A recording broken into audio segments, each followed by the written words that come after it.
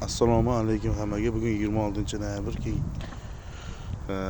Bugun o'g'aynim ikkalamiz baliq oviga chiqdik.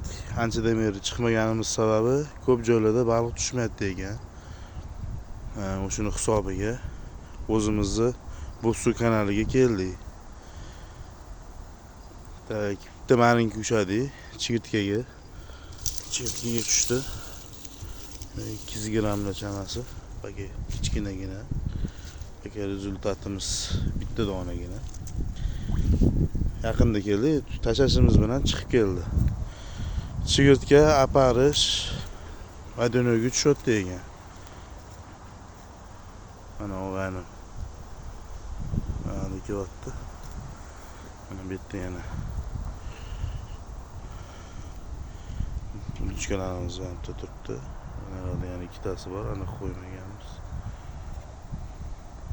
Bo'zsuv kanalida. Mana Bo'zsuv kanali o'zimizni Chirchiq shahrining Bo'zsuv kanalida.